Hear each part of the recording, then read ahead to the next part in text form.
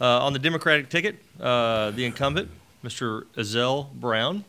And on the Republican ticket, the challenger, Mr. Philip Bradford. Thank you both for being here. Thank you.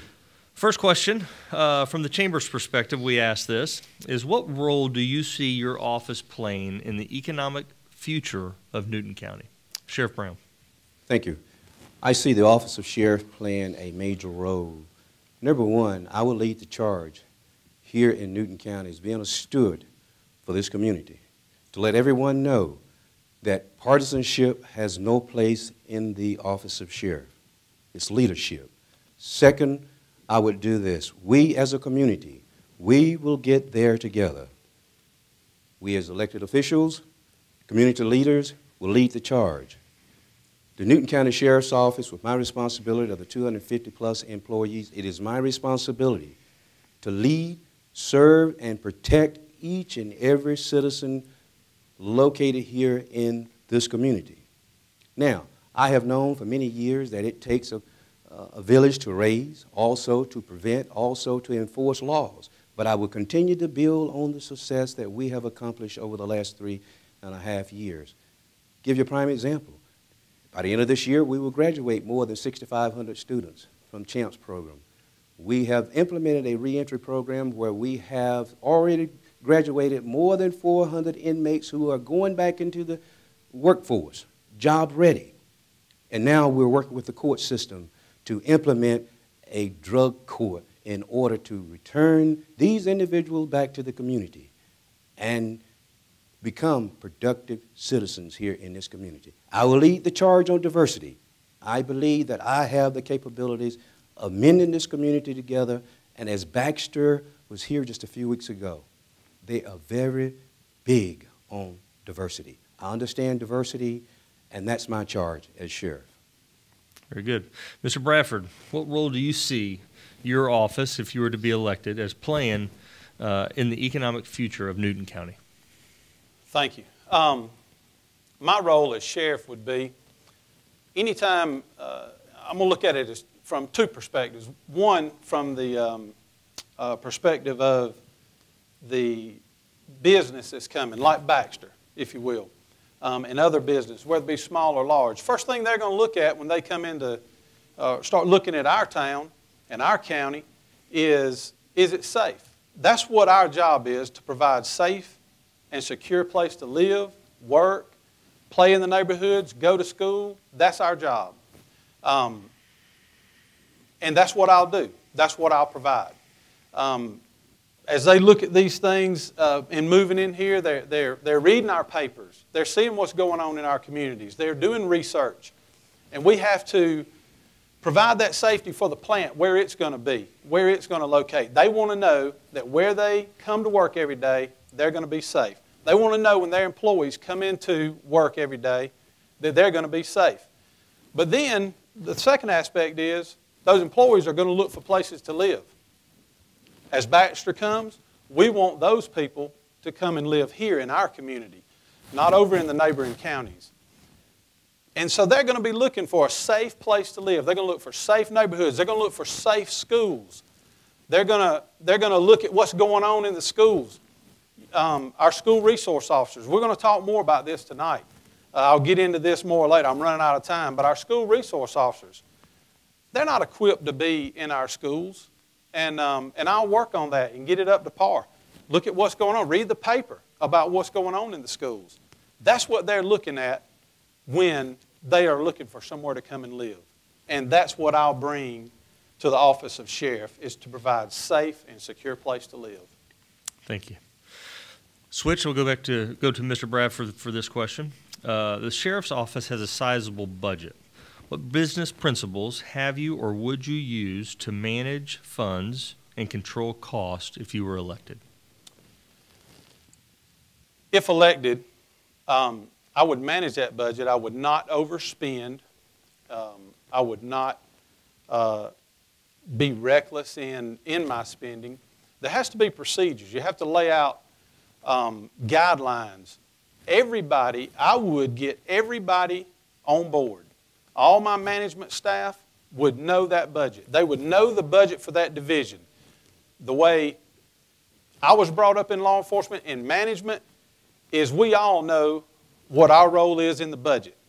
A large portion of the budget is payroll. You can't do anything with that. 65, 70% is your payroll and your benefits. That's set. That's set. The part of the budget you manage is what's left, the remaining 30%. That's what we got to manage and not overspend. And you manage that on a day-to-day, month-to-month basis. Everybody knows what we have to spend. You have guidelines. You have requisitions that you turn in. You have POs, in-house POs, not over at the county management office, in-house POs. The sheriff will tell you that he was $100,000 over budget. Good fiscal responsibility. But what he's not going to tell you is that they had to give him $1.4 million to put back in his budget, which brought him to that. He's consistently over budget every year.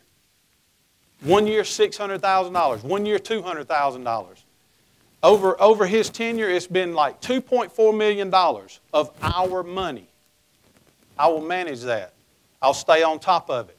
My people will be involved on a daily, monthly basis. We're not going to get surprised. We're on a fiscal budget from July to June. We're not going to get surprised around April saying, oh, we're over, we're over. It's not going to be like that. Sheriff Brown, to repeat the question, says the sheriff's office has a sizable budget. What business principles have you or would you use to manage funds and control cost if you were reelected? Number one, I have more than 36 years of experience in budgeting. You can look at my profile, know where you will find, even in my personal, private life, anywhere, where I have defaulted and elected the responsibilities. When it comes to budgeting, my opponent does not understand budgeting. Budgeting is a tool used for government to determine where they are and where they need to be.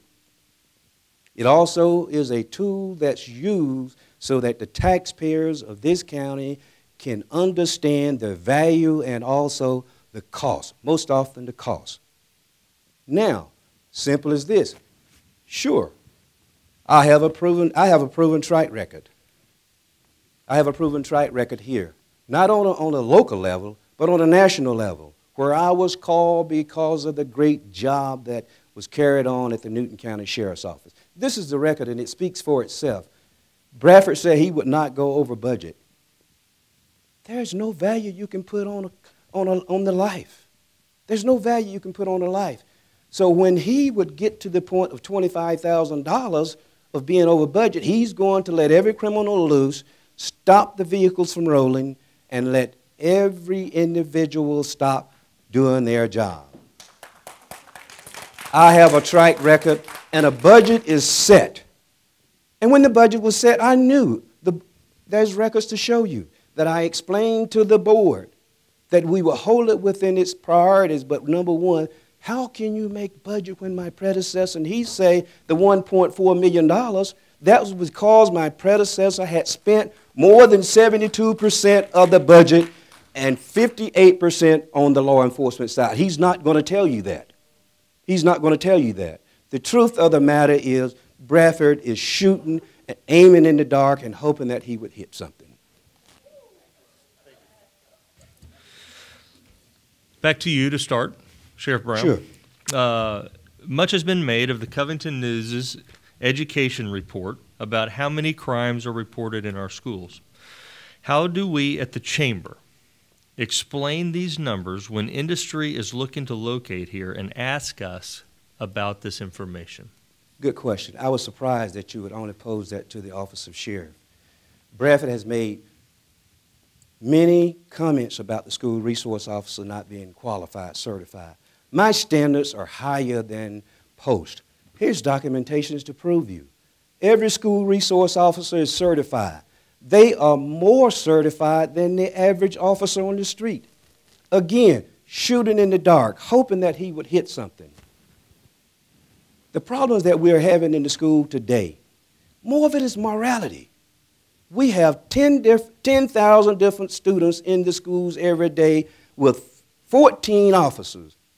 That's a microcosm of our city. We only have theft-related crimes. I have compared all of this with Rockdale County and surrounding counties. We have a safe community. And what I would urge you to do, Hunter, when you want the information and when the Covington News are ready to print the information, contact the Newton County Sheriff's Office. Most often, by the time the report is printed in the paper, we have solved the crime because of the fact it's where some child has stole an iPod or a cell phone. We track it down. By the time it gets in the paper, it's null and void. Contact the source. Get the proper information before it's delivered to the public. That's what we need to do. Let's create a unified front. That's what we need to do. And I'll be willing to work with you anytime you want to publish that information. Contact the Newton County Sheriff's Office. We can get it. Again, we have yet to have a major crime to occur in our school. The school board has yet to complain about the lack of or the inability to be able to maintain safety in the schools. Our schools, Little House on the Prairie, we had fights back then. 10,000 students in a school today, we are going to have some type of infraction. Nothing major. Sounds like, before you, Mr. Bradford, it sounds like we might have solved a problem that we deal with all the time. Right. And it sounds like you and the paper probably need to get together on crimes because that is, school crimes, because candidly, that is an issue that we deal with at the chamber and sell in our community. So thank you for bringing it up. Right. Contact the source, and we can get the proper information out to our community. Very good. Mr. Bradford, to you the same question. Much has been made in the Covington News education report about how many crimes are reported in our schools. How do we at the chamber explain these numbers when industry is looking to locate here and ask us about this information? You have a tough job at the chamber explaining that because our school resources are not trained. That sounds good. We better hope and pray we don't have a Columbine here in Newton County. We have 15 school resource officers in Newton County. That's for you. 3 of them have been to school resource officer training, school, a 40-hour course, 3 of them out of the 15. 9 of those 15, I have the records right here from Post, their full training record only have jail training. It's like they were moved straight out of the jail over to the school. They go from guarding prisoners to guarding our children. And I don't call that acceptable. I don't think that's acceptable. Our school resource officers, you read in the paper every day. I read just the other week, 1,200 cases unreported. But they write it off as a glitch in the computer system. It's a glitch. Ladies and gentlemen, it's a problem. Our school resource officers don't know how to address the needs of our children. That's what they train them to do in school resource officer school. Our school resource officers aren't trained. Look at what's going on. Yeah, we got iPods getting stolen. Look at the kid that jumped on the teacher and beat the teacher up. Look at the kid that brought the whole bag of marijuana to school, individually bagged to sell at school. Problems in our school. I have the training records right here. They're not trained. They're not ready. I hope and pray nothing serious does happen. He says nothing serious has happened. I hope it doesn't happen because we're not ready. But if elected sheriff, I will get them ready. They have a 1-week break in February. I'll call Forsyth and I'll ask them to come to our place and we'll do the training right there in our house. And in February, they'll be trained and ready to go for if something serious does happen. Sheriff, if you'd like to rebut that, because he handed me a deal, I'd be more than happy to. Again, a few minutes. Again, all I can say is Bradford shooting in the dark, hoping that he would hit something. I have the documentations here, and I wish that the Covington News would do the research and see that each and every one of the school resource officers, as a matter of fact, the standards that posts require, I exceed and above those standards. Here's the documentation here. Bradford, you're only going to be able to get so much information. And remember, I am not going to put everything in the hands that everybody can release it, okay? So whoever's releasing the information to you are not giving you accurate information. I beg the Covington News and the Chamber, I beg you to look up this information. Here it is certified. We have our own in-house training coordinator, Lieutenant Paul Gunter, who have gotten with posts, established the curriculum, and the curriculum is far better than post 40 hours. I require my school resource officer at the end of each and every school term, they have a 20-hour class that they have to attend because of the standards that I require.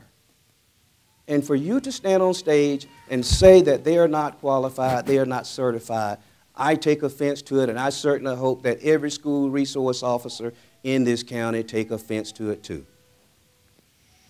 Any rebuttal, Mr.? And that'll be Well, I don't think the school resource officers should take offense to it because it falls on the leadership that they don't have the training. It's not their fault. They can't go get training on their own. It has to come from leadership. So, Sheriff, so you're saying that your agency is above post standards? Every law enforcement officer in the state of Georgia reports their training to post council. If you violate something in the state of Georgia as a peace officer, you have to go before a board for post council. So does your agency override that agency? Only thing I'm saying is this. Posts require 40 hours. I ask for more than 40 hours. That's exceeded. What, do you have a lesson? Does he have a lesson plan for that? Of course. I have the lesson plan Can I see here. that? Can I read it? I mean, you're going to let the paper read. It's public record, right? Of course. Of course. And I think you should have the information to make certain. So this transitions us perfectly for my next question, which is both of you have said that transparency is important, and we agree. As a newspaper, we love transparency, and we are troubled by officials that are less than transparent. If elected or re-elected, will each of you be transparent in providing details about new hires, personnel reorganization, disciplinary action, training, and new purchases? I'll step out on that first. Okay. Of course, we have an OPS office, Office of Professional Standards. I believe strongly in fairness. I believe strongly in fairness. Anything you want from the Newton County Sheriff's Office, all you have to do is request the information, and we'll be more than honored to give it to you. We have nothing to hide.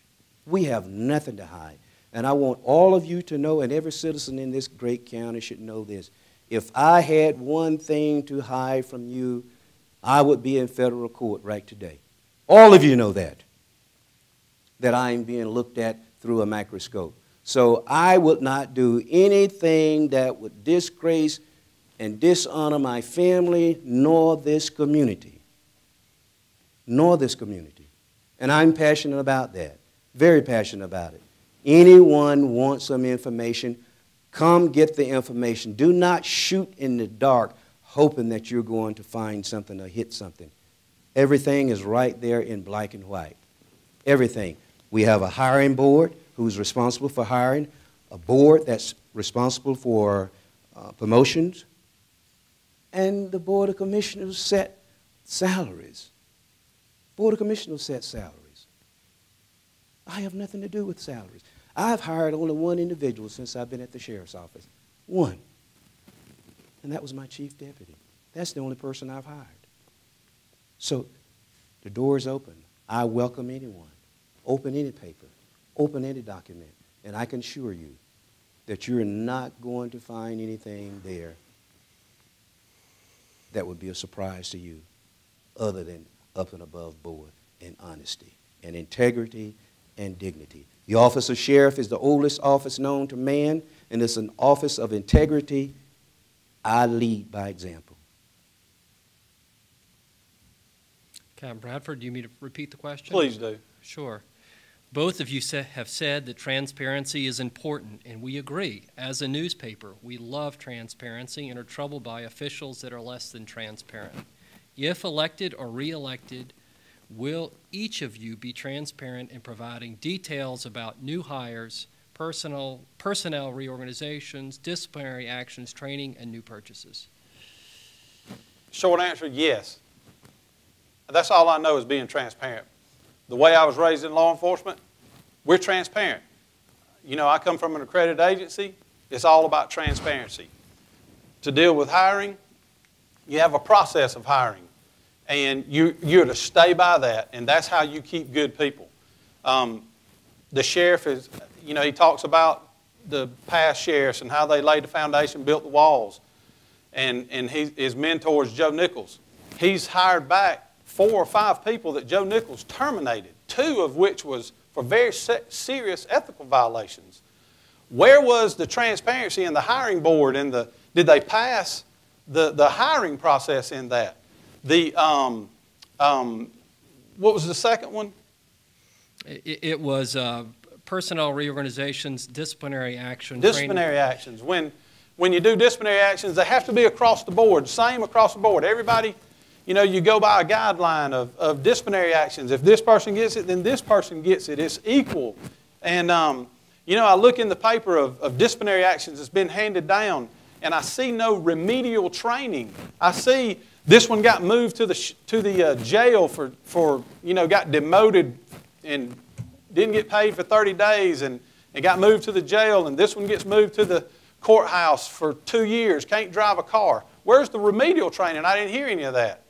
And then the last one was purchases. Perfect example is our VEST fund. We're going to talk more about that in a minute. Where we invest in our future. 2 deputies got shot back in 2009. A lot of money was raised on this thing. A lot of you citizens gave money to that. There's no accountability with that, the way that went on. The sheriff says in 10 newspaper articles he wanted to buy a level 3 vest. In 10 articles, but then all of a sudden we can't talk about what we're going to buy anymore. He has all the deputies sign a form that says, if you talk about it, you're going to be terminated. So, transparency, I will be. Sheriff, I'm going to give you a few minutes to respond, or Okay. a minute or 2 to respond to that. Thank you so much. Again, Bradford is shooting in the dark. I have the documentation right here. And you know what? What's strangely enough to me, this shows you the type of leadership this man would have. This shows you the type of leadership. That's just like turning the doggone fox loose in the hen house if you're going to tell every citizen what to kill your officers with. Request. No, I'm not going to release what level of vest. And I said to them, you signed the documentation because of the fact it's for your safety. Now, we have proven records to show you. These are the documents right here. Will show you every vest. Someone from his campaign requested the information. We provided the information. It wanted the amount, which we have no problem with. It wanted the threat level, and I have a problem with the threat level. Again, that's just like turning the fox loose in the hen house. We need to protect our deputies. We need to protect them. And I will protect them until a judge tells me you have to release that information. It's my duty to do that. I have nothing to hide. Here's the documentation to support everything that he is saying, accountability and everything. Again, get the right information. And this goes to show you the type of leadership would come from this individual here. I shoot straight. I shoot straight. Each and every day, I tell the truth. And before I go out and make accusation, I would make certain that I have the documents to support it. I have the documents to show you this is the truth and nothing but the truth. So help me God. There's nothing to hide. There's nothing shady going on. And again, I had the deputies assigned it for their protection, not to talk about the level, and that's it. We have the ballistic test to show you that we have the state of art. Every penny is accounted for right here. All you have to do is look for it. And I wish we had a truth meter in here somewhere. I do too. Can I rebut? I'll actually let you rebut in my next question because I think it just sets it up perfectly, which is obviously to everyone in this room, this campaign has been the most heated and confrontational of the election season. So why do each of you so passionately believe that the other man is not deserving to serve the citizens of Newton County as our sheriff for the next 4 years? And Captain Bradford, I'll let you start. Well, I want to rebut on this. For over a year, he talked about my deputies wear level 2 vests. We need level 3 vests. Here are 10 articles talking about it. Sheriff is quoted in these articles for over a year. My deputies wear level 2 vests. We need level 3. Please give. You gave $80,000. He had a $90,000. I'm sorry. He had a $57,000 grant to match it.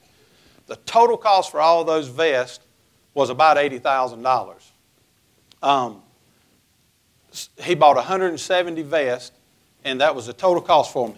He talked about it for a year. They wear 2, we need 3. He did not buy 3, so he tells them in this memo, I understand this vest is property of Newton County and it must be returned to the agency upon my separation. I acknowledge and understand I have a duty to properly maintain the vest. I further acknowledge and understand there's a duty on my part to keep the information about the design and nomenclature of the vest confidential. Failure to do so result in disciplinary action up to and including dismissal. So, all I want is transparency and honesty out front. The sheriff, you know, he and I have known each other for years. I'm running for this office. This is what I'll bring to this office. Honesty up front, what's going on. I did an open records request for this. The sheriff redacted all that. Why can't we talk about it now? Why can't we talk about it? There was $147,000 taken up. Where's the rest of that money?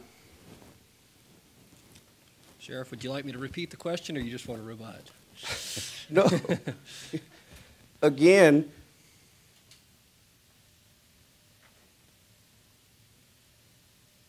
I have all the information here. And there? I have all the information here. Anyone who would like to review the information, I have it right here. Again, when you say this has been a contentious race, not on my part, the office of sheriff, let me show you something here. Number one, we have a code of ethics, okay? And I abide by the code of ethics when it comes to the office of sheriff. And I'll just mention a couple of them. I will strictly adhere to the standards of fairness and integrity in the conduct of my campaign election. The very last one says this. I accept, they're talking about me. I accept and will adhere to the codes of this ethics. In doing so, I also accept the responsibility for encouraging others in my profession to abide by this code. And this is what I live by, and this is what I'll die by, this code.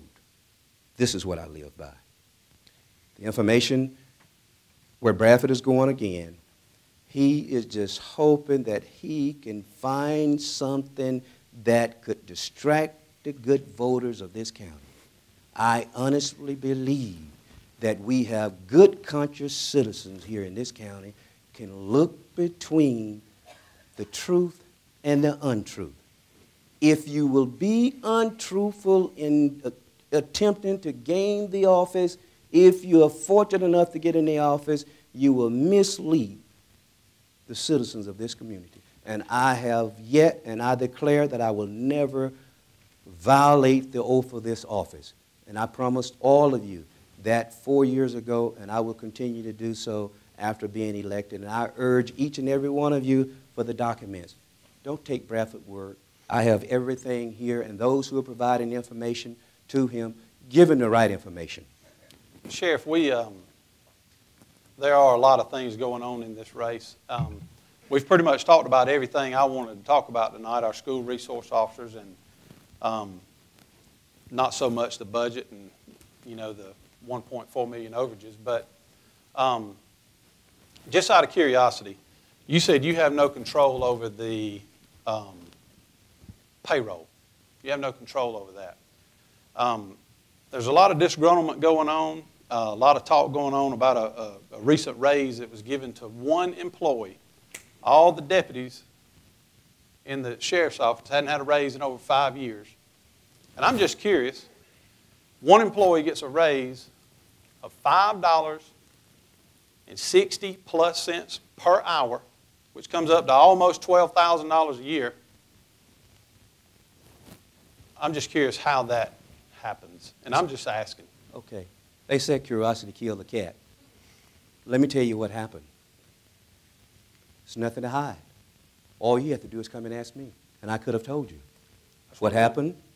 We hired a grant writer. When the grant writer was hired on a contract. Grant writer was hired making a lower pay. Grant writer had the understanding. Personnel said, well, what we'll do, Sheriff, is we'll set it up. In 3 months, if she are able to write a successful 2 grants, then what we'll do, we'll give her the raise. Well, lo and behold, we never thought about it. 3 months, you can't write a successful grant, 2 grants. Well, the year roll around, she'd bring in over $300,000. We still didn't give her a raise. Okay, she's on the contract. Okay, again, she brings in $1 million. And then she started questioning the contract. When she questioned the contract, it was my responsibility to tell her to go to payroll. Go to payroll. We made an obligation. And if she was a contract worker on the outside, then she would have gotten more than 16% of the $1 million. You follow me? She would have got more than 16% of the $1 million. So you mathematicians, figure out how much that is. Also, where she brought in almost $500,000, she still would have gotten what? 16%. So we had to honor the contract. That's all we had to do, honor the contract. And if I had dishonored the contract, I would have been neglecting to do my duties. Person went to personnel, and then all at the same time, they did a comparison. They did a comparison with various counties. And when they did the comparison, they pulled her pay scale in even lower than the city of Covington grant writer. Even lower. We have nothing to hide. Again, shooting in the dark, hoping that you would hit something. Sheriff, you get to return the favor.